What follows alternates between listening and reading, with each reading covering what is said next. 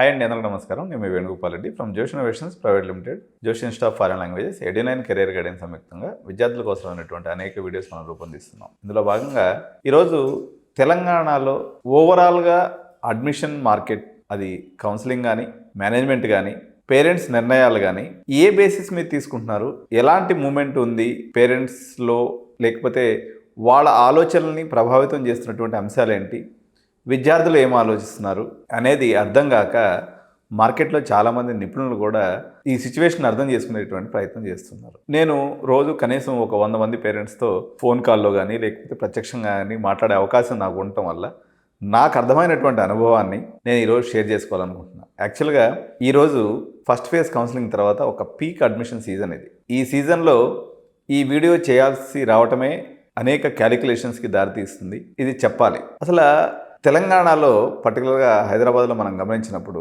Parents యొక్క ఆర్థిక స్థితిగతులు ఏ రకంగా ఉన్నాయనేది ఈ వీడియోకి రిలవెన్సీ ఉన్నటువంటి సబ్జెక్ట్. దాదాపు గత 2-3 ఏళ్లుగా పూర్తి స్థాయిలో పడకేసినటువంటి రియల్ ఎస్టేట్ రంగం, దాని అనుబంధ రంగాలు అంటే కన్స్ట్రక్షన్ అనుకోండి, ఇటువంటి అంతా కూడా దాని రిలేటెడ్గా ఉన్నటువంటి మీడియేటర్సు, బ్రోకర్సు, తర్వాత కన్స్ట్రక్షన్ సంబంధించి డిపెండెంట్ అయినటువంటి ఇంజనీర్స్, ఆర్కిటెక్ట్స్, రకరకాల పరిస్థితుల్లో సోల్డ్ అవుట్ కానటువంటి బిల్డింగ్స్, తర్వాత ఒక ప్రతి పేరెంట్కి చదువుకి, ఆరోగ్యానికి ఎక్కువ డబ్బులు ఖర్చు పెడతారు. నేను ఎదుర్కొన్నటువంటి అనేక సందర్భాలను నేను మీతో షేర్ చేసుకుంటున్నాను. ఈరోజు అనేక మంది పేరెంట్స్ బయటకు చెప్పుకోలేక వాళ్ళు ఒక ప్లాట్ తీసేసి స్టూడెంట్ డబ్బుల కోసం పెట్టుకొని ఉన్నారు. సపోజ్ ఒక ₹1,00,00,000 వాల్యూ ఉంటే ఈరోజు అదే ఈ హైదరాబాద్లో 50 లక్షల రూపాయలకు అడుగుతున్నారు మార్కెట్లో. దాన్ని అమ్మాలా వద్దా అనేటువంటి మీమాంసలో అదే 50 లక్షల ప్లాట్ అయితే 25 లక్షలు కడుతున్నారు. ₹1,00,00,000 ఉన్నటువంటి పొలాన్ని 50 లక్షలు కడుతున్నారు. అంటే ఆల్మోస్ట్ 50% రేట్ని తక్కువ కడుతున్నారని చెప్పేసి పేరెంట్ ఆవేదన వెలుబుచ్చినటువంటి పరిస్థితి ఉంది. అంటే ఈ యొక్క డినామినేషన్స్ అనేవి రూపాయి ఎన్నో వస్తుంది, ₹10 కడుగుతున్నాం, ఇట్లా అనుకోవచ్చు. సార్, ఓన్లీ రియల్ ఎస్టేట్ మీద ఆధారపడి అడ్మిషన్స్ విషయంలో ఎందుకు మీరు మాట్లాడుతున్నారని మీరు అనుకోవచ్చు. ఒక భాగం ఇది, అంటే ఒక 20% దీని ఇంపాక్ట్ అయితే ఉంది. రిమైనింగ్ విషయానికి వస్తే అసలు ఈ రియల్ ఎస్టేట్ పడిపోవడానికి ప్రభుత్వ విధానాల కారణమా, లేకపోతే గ్లోబల్ వచ్చినటువంటి వార్స్ కారణమా అని చాలామంది విశ్లేషణ చేస్తూ ఉన్నారు. కానీ నేను ప్లేస్మెంట్ మార్కెట్లో ఉన్నాను, ట్రైనింగ్ మార్కెట్లో ఉన్నాను, అడ్మిషన్ మార్కెట్లో ఉన్నాను. మూటిని ఏకకాలంలో డీల్ చేయడం వల్ల నాకు అర్థమైనటువంటి సబ్జెక్ట్ ఏంటంటే, ఒక విద్యార్థి క్యాంపస్లో మంచిగా ప్లేస్ అయితే ఉద్యోగం రాగానే ఒక 2 వీలరో ఒక 4 వీలరో కొంటాడు, ఈఎంఐలో ఒక హౌస్ కొనుక్కుంటాడు, తర్వాత ఒక లగ్జరియస్ హాస్టల్లో స్టే చేస్తాడు, తర్వాత ఒక వీకెండ్లో ఒక రెస్టారెంట్కి పోయి ఒక అమౌంట్ స్పెండ్ చేస్తాడు. కొత్త ఉద్యోగాల యొక్క కల్పన అరౌండ్ 50 to 70% వరకు పడిపోయింది. అన్ని departments, I'm not talking only about software engineering. నిరుద్యోగం అనేటువంటిది ఈరోజు ఎవరికి వాళ్ళకి కనిపించకుండా లోపలే పిండేస్తున్నటువంటి సమస్య. అమీర్పేటలో లక్షలాది మంది విద్యార్థులు ఇక్కడ హాస్టల్స్లో స్టే చేస్తుంటారు. చాలా హాస్టల్స్ వికేట్ అయిపోయినాయి, ఇన్స్టిట్యూట్స్ నడవట్లేదు, పిల్లలు రావట్లేదు అంటే ఒకప్పుడు మేము 50,000 ₹1,00,000 తీసేసి ఏదో ఒక ఎంఎన్సీలో ప్లేస్మెంట్ పెట్టించేవాడిని నేను కూడా. ఈరోజు ఆ పరిస్థితి లేకపోయేసరికి ఓవరాల్ మార్కెట్ సెంటిమెంట్ డౌన్గా ఉంది. సో ఉద్యోగాల కల్పన జరిగితేనే మార్కెట్లో మూమెంట్ ఉంటుంది. అన్ని బిజినెస్లు, రెలవెంట్ బిజినెసెస్, ట్రాన్స్పోర్టేషన్ బిజినెస్ దగ్గర నుంచి, హాస్టల్స్ బిజినెస్ దగ్గర నుంచి, హోటల్ ఇండస్ట్రీ దగ్గర నుంచి, తర్వాత లగ్జూరియస్ బ్రాండ్స్ దగ్గర నుంచి, అమ్మాయిలకు ఉన్నటువంటి డ్రెస్సుల దాకా ప్రతిదీ కూడా ఒక ఉద్యోగం రాగానే వాళ్ళు పోయేసి ఏదో ఒకటి కొనుక్కుంటూ ఉంటారు. సో ఆ మార్కెట్ లేనటువంటి పరిస్థితి. ఈ యొక్క ఫ్యాక్టర్ ఏదైతే ఉందో 25% అడ్మిషన్స్ మీద ఇంపాక్ట్ ఉంది. గతంలో రియల్ ఎస్టేట్ గురించి చెప్పినా దాని యొక్క పర్సంటేజ్ క్రైటీరియా ఒక 25%. తర్వాత ఉద్యోగాల కల్పన ఎక్కువగా లేకపోవటం, దాని అనుబంధాల రంగాల్లో ఉన్నటువంటి వాళ్ళకి చేతిలో పైసలు ఆడకపోవటం. మూడవ పరిస్థితి, అనేక మంది యొక్క ఉద్యోగాలు, ఎగ్జిస్టింగ్ ఎంప్లాయీస్, వాళ్ళ ఉద్యోగాలు ఎప్పుడు ఊడిపోతాయో, ఎప్పుడు ఉంటాయో అనేటువంటి ప్రమాదకరమైనటువంటి పరిస్థితుల్లో ఉన్నాయి. ఏఐ అనుకోండి, ఆటోమేషన్ అనుకోండి, మార్కెట్లో నెలకొన్నటువంటి ఇతర కారణాలు అనుకోండి, వాళ్ళ ఉద్యోగ భద్రత విషయంలో దాదాపు 70% ఆఫ్ ది ఎంప్లాయీస్ ఆందోళనలో ఉన్నారు. ఒకప్పుడు నేను చెప్పేది 2 years బ్యాక్ సంగతే. ఒక కాలేజీలో ₹10 లక్షల సింగిల్ పేమెంట్ అని అంటే పరిగెత్తుకొని వచ్చి కట్టేవాళ్ళు పేరెంట్స్. ఈరోజు ఆ ఆతృత అనేది పేరెంట్లో లేదు.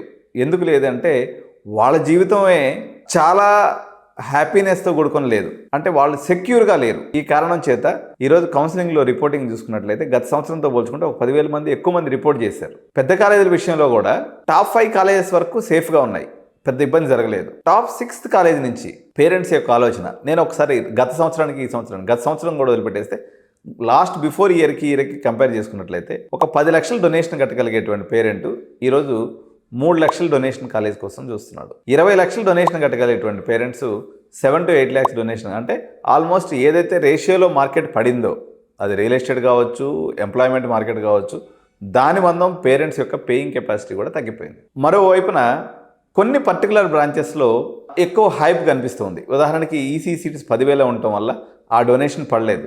ఈసీలో ఎక్స్ట్రా ఉద్యోగాలు వచ్చి కాదు, ఈసీ ఏం పొడి చేసి కాదు, సిఎస్సి పడిపోయింది అనేటువంటి ఒక ఆలోచనలో ఉన్నటువంటి పేరెంట్స్, ఒక సెక్షన్ ఆఫ్ పేరెంట్స్, అందరూ కాదు. ఇప్పుడు కూడా సిఎస్సి నెంబర్ 1 బ్రాంచ్గానే వెలుగొందుతూ ఉంది. సో జాబ్ మార్కెట్ ఎట్టున్నప్పటికీ అది ప్రత్యేకమైనటువంటి సందర్భం. దాని గురించి ఇది అసందర్భం అనుకుంటా. ఎందుకంటే ఇది క్లైమాక్స్ డెసిషన్ తీసుకునేటువంటి టైం. పిల్లల్ని ఏదో ఒకటి చదివించాలి కాబట్టి ఇప్పుడు అయితే మనం ముందుకెళ్లాల్సినటువంటి పరిస్థితి. సో ఇప్పటి వరకు ఒక 50% మీకు కారణం అర్థమైంది కదా. రిమైనింగ్ 50% పాలసీలోనే ఇష్యూస్ ఉన్నాయి. ఈరోజు 23 ఏళ్ళ అనుభవం ఉన్నటువంటి ఒక కెరియర్ కౌన్సిలర్గా ఖచ్చితంగా ఇది చేస్తే జాబ్ వస్తుంది అనేటువంటి చెప్పలేనటువంటి పరిస్థితిలో ఉన్నాం. ఒకవేళ అలాంటి రంగాలు కొన్ని ఏదైనా ఒక 5%, 10% ఉన్నప్పటికీ వాటికి పబ్లిక్లో పెద్ద ఇంట్రెస్ట్ లేదు. సో పబ్లిక్ పర్సెప్షన్ ఏముంది అంటే, పర్టికులర్గా జెన్జీకి సంబంధించినటువంటి మా యొక్క పిల్లలు ఎవరైతే ఉన్నారో, విద్యార్థులు ఎవరైతే ఉన్నారో, వాళ్ళ ఎక్స్పెక్టేషన్ వచ్చేసి ఒక 10 lakhs జాబ్ని మేము ఆరామ్సే కొట్టగలము అనేది వాళ్ళ యొక్క ఆలోచనగా ఉంది. వీళ్ళు కాలేజీకి వెళ్ళి ఎంక్వైరీ చేసేటప్పటికి వాళ్ళు ఒక 4 lakhs, 3.5 lakhs యావరేజ్గా ఎక్కువ మందికి వస్తుందని తెలియటం మీదట డిసప్పాయింట్మెంట్. యాక్చువల్గా వీళ్ళకి నారాయణ శ్రీ చైతన్య కాలేజీలో ఏం జరిగిందంటే, ఒక మాదాపూర్ లాంటి ఏరియాలో పెట్టేసి జూనియర్ కాలేజీకి 4 లక్షల రూపాయలు పెట్టి చాలా మంది ఆశల పల్లకిలో చదివించారు. వాళ్ళు చాలా మంది ఎంసెట్లో క్వాలిఫై కాలేదు, జేఈలో వచ్చేసరికి 60-70%, 50% వచ్చింది. నిరుత్సాహపడి నుంచి వీడికి డబ్బును పెట్టిందంతా వృధా అయిపోతుంది, ఏదో చదువుకోపోరా అని చెప్పేసి అంటాం కూడా. చిన్న కాలేజీలు అంటే మోడరేట్ పెర్ఫార్మింగ్ కాలేజెస్ కోసం పేరెంట్స్ కొంత వెతుకులాట కనిపిస్తుంది. అంటే నిరుద్యోగమే బేసికల్గా ఒక పెద్ద హర్డిల్గా ఉందండి. ఎంత పెద్దగా ఉందంటే మీకు బయట సమాజానికి పెద్దగా కనిపిస్తలేదు, కానీ మేము ఈ ఇండస్ట్రీలో చూస్తే, నేను 23 ఏళ్ళ ఇండస్ట్రీలో కనీసం నా అనుకున్న వాళ్ళకి కనీసం ఒక 2 jobs లేకపోతే ఒక 4 jobs, ఒక 10 jobs పెట్టిద్దామని ప్రయత్నం చేస్తే అడుగడుగున అవాంతరాలు ఎదురవుతూ ఉన్నాయి. అంటే అంత టైట్గా ఉంది. సార్ మరి అంతా బాగలేనప్పుడు ఎందుకు సిఎస్సి తీసుకుంటున్నారంటే, మార్కెట్లో ఉన్నటువంటి మాకు, మా చైర్మన్స్కి, అదేవిధంగా మా అడ్మినిస్ట్రేటివ్ ఆఫీసర్స్కి ఇది ఒక పెద్ద బర్ముడా ట్రయాంగిల్ లెక్క తయారైంది ఈ సంవత్సరం యొక్క అడ్మిషన్ ప్రాసెస్. అంటే పేరెంట్ మేము ఒకటి గెస్ చేస్తే పేరెంట్ మరో రకంగా ఆలోచిస్తున్నాడు, స్టూడెంట్ మరో రకంగా ఆలోచిస్తున్నాడు. ఎవరి దారి వాళ్ళదే యమునా తీరే అన్నట్టుగా ఈ సంవత్సరం యొక్క పరిస్థితి ఉంది. మెకానికల్ విషయంలో ఈ సంవత్సరం చాలా ముందంజలో ఉన్నారు పేరెంట్స్. దానికి కారణం ఏంటంటే మెకానికల్ సీట్స్ అన్ని తగ్గిపోవడం కారణం అయితే అంటే ఏది పెద్ద క్లారిటీ లేదు. ఏదో ఒకటి చేసుకుందాం, నడిచిపోద్దులే, చూద్దాంలే, తర్వాత ఇది తీసుకొని పొడిచేది ఏందిలే అనేటువంటి ఒక నిర్లిప్తత. ఒకప్పుడు ఫస్ట్ ఫేజ్ కౌన్సిలింగ్ రిజల్ట్ వచ్చింది అన్నట్లయితే పేరెంట్ ఉరుకులాట కనిపించేది. ఒక్కొక్క కాలేజ్ దగ్గర 100 మంది, 200 మంది. ఈ డిజిటల్ యుగంలో మాలాంటి యూట్యూబర్స్ అనుకోండి, లేకపోతే చాట్ జీపీటీ అనుకోండి, ఓవర్ ఇన్ఫర్మేషన్ ఉండటం కూడా పేరెంట్స్ పెద్ద కాలేజీలకు విజిట్ చేయట్లేదు, చాలా నింపాదిగా ఉంటున్నారు. ఇది ఒక మరో కారణం. అండ్ 4th రీజన్ వచ్చేసి పేరెంట్స్ యొక్క ఆలోచన విధానం మారడానికి. ఇప్పుడున్నటువంటి పేరెంట్స్ అంతా మ్యాక్సిమం నాకు ఒక 3-4 years జూనియర్స్ ఉన్నారు, అంతా 42-40 ఏజ్. ఎడ్యుకేటెడ్ పేరెంట్స్ అవడం వల్ల ఆన్లైన్లో రివ్యూస్ చూసుకుంటున్నారు, ఆన్లైన్లో చూసేస్తున్నారు, మ్యాక్సిమం ఆన్లైన్లోనే అయిపోతుంది. అట్లా మా యూట్యూబ్ ఛానల్స్ లేకపోతే మాలాంటి వాళ్ళు ఇచ్చే ఇన్ఫర్మేషన్ కన్సాలిడేట్ చేసుకొని మ్యాక్సిమం ఇంటి దగ్గరే చురుకుంటున్నారు తప్ప కాలేజీ చుట్టూ పెద్దగా తిరగడానికి పెద్దగా ఆసక్తి చూపట్లేదు. అందువల్ల మార్కెట్ ఎటువైపు టిల్ట్ అవుతుందో కాలేజీ వాళ్ళకి కానీ ఇటు మార్కెట్లో ఉన్నటువంటి ఎక్స్పర్ట్స్ కూడా అర్థం కానటువంటి పరిస్థితి. సార్ అల్టిమేట్గా ఈ వీడియో చేసి మీరు మాకేం చెప్పదలుచుకున్నారు? ప్రజానీకానికి లేకపోతే పబ్లిక్ పాయింట్ ఆఫ్ వ్యూలో గమనిస్తే సమాజం అంతా కూడా ఒకటే రకంగా ఆలోచిస్తుంది. ఈరోజు మీ కుటుంబంలో ఏదైతే పరిస్థితి ఉందో సమాజంలో అన్ని కుటుంబాల్లో అదే పరిస్థితి ఉంది. ఈరోజు రైతే రారాజు అన్నట్టుగా తెలంగాణలో ఉన్నటువంటి రైతులే అక్కడక్కడ తీసుకొచ్చి కొంత ఇన్వెస్ట్ చేస్తున్నారు, కొంత డొనేషన్స్ కడుతున్నారు తప్ప వ్యాపార వర్గాలు, ఉద్యోగ వర్గాలు ఒక రకంగా అడ్మిషన్లు తీసుకోవడంలో వెనకం చేసినాయి. యూనివర్సిటీ వాళ్ళందరూ ఏమనుకుంటున్నారంటే మా దగ్గర కట్టకుండా అందరూ పోయి ఫీజు రీయింబర్స్మెంట్లో చేరేస్తున్నారని యూనివర్సిటీ వాళ్ళు అనుకుంటున్నారు. ప్రైవేట్ యూనివర్సిటీ వాళ్ళు, ప్రైవేట్ కాలేజీలో వాళ్ళు ఏమనుకుంటున్నారంటే, ప్రైవేట్ ఇంజనీరింగ్ కాలేజ్ అనుకోండి, డిగ్రీ కాలేజ్ అనుకోండి, వీళ్ళంతా కూడా పోయేసి యూనివర్సిటీలో చేరుతున్నారండి, అందుకని మా దగ్గరికి రావట్లేదని వీళ్ళు అంటున్నారు. ఇంకా కొంతమంది ఏమంటున్నారంటే కొత్త సీట్లు వస్తాయని ఈనాడు పేపర్లో వచ్చింది కదా, 15,000 సీట్లు వస్తే రేట్లు తగ్గుతాయని రావట్లేదు. కొత్త సీట్లు వస్తాయో లేదు ఎవడో తెలియదు, మాకు కూడా క్లారిటీ లేదు. గవర్నమెంట్ ఏ స్టెప్ తీసుకుంటుంది, ఏ నిర్ణయం తీసుకుంటుంది అనేది వేచి చూడటం తప్ప మాకే క్లారిటీ లేని సబ్జెక్టులో పేరెంట్ వాళ్ళే కన్క్లూజన్ తీసుకొని కొంతమంది ఆగిపోయారని అనుకుంటున్నారు. అదేం లేదండి, వాస్తవంగా కొత్త సీట్లు వచ్చే అవకాశం చాలా తక్కువ ఉంది. మార్కెట్లో ఉన్నటువంటి సీట్స్ సరిపోతాయి అనేటువంటి భావనలో ప్రభుత్వం ఉంది కాబట్టి కొత్త సీట్లని వదలకపోవచ్చు. కానీ ఎప్పుడూ చూడనటువంటి విచిత్రమైనటువంటి పరిస్థితుల్ని తర్వాత ఇక్కడ ఇంకొక విషయం కూడా చెప్పాలి. ఒకప్పట్లో ఎంతో కొంత కష్టానికి రెడీగా ఉన్నటువంటి జెన్జీ వైట్ కాలర్ జాబ్ తప్ప వేరే ఏ జాబ్ని కలలో కూడా ఊహించుకోవడానికి ఇష్టపడటం లేదు.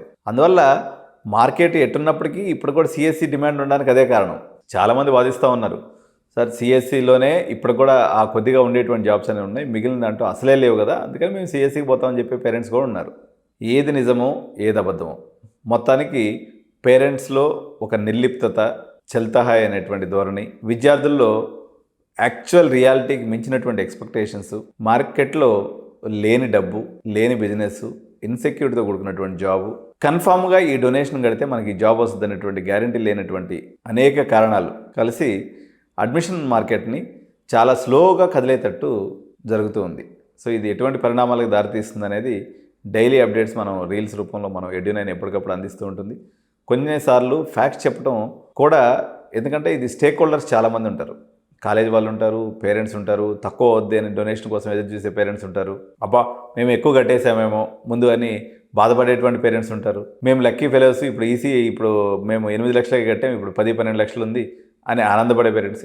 ఏ సెక్షన్ ఆ సెక్షన్కి ఉంది మార్కెట్లో. కానీ ఎవరైతే అడ్మిషన్ తీసుకున్నారో వాళ్ళు ఇంకా ఈ వీడియోస్ ప్రస్తుతానికి ఫాలో అవ్వాల్సిన అవసరం పెద్దగా ఉండదు. ఆ సందర్భం వచ్చినప్పుడు మనం కెరీర్ కౌన్సిలింగ్ లేకపోతే జాబ్ మార్కెట్ రెలవెంట్ వీడియోస్ కూడా మనం రేపు సెప్టెంబర్ తర్వాత చేస్తాము. అప్పుడు మీరు గమనించండి తప్ప, అడ్మిషన్ తీసుకున్నటువంటి వాళ్ళు ఫోకస్ చేయండి. తర్వాత మీరు నెక్స్ట్ కెరీర్ ప్లాన్ చేసుకోవటము లేకపోతే మీ యొక్క కాలేజ్ అడ్మిషన్ ప్రాసెస్ కోసం మీరు రెడీ అవ్వండి తప్ప ఇంకా ఎక్కువ వీటన్నిటిని చూసి మైండ్ పాడు చేసుకోవద్దు. అయిపోయింది, మీరు అడ్మిషన్ తీసుకున్నటువంటి పేరెంట్స్ మాత్రం మీ యొక్క ఫినాన్షియల్ స్టేటస్ని బట్టి మేము సంవత్సరానికి 35,000 రూపాయల కాలేజీ నుంచి 5 లక్షల రూపాయల కాలేజీ దాకా అన్ని వర్గాలకి కేటర్ చేస్తుంది ఎడ్యునైన్. మీరు అప్రోచ్ అవ్వండి.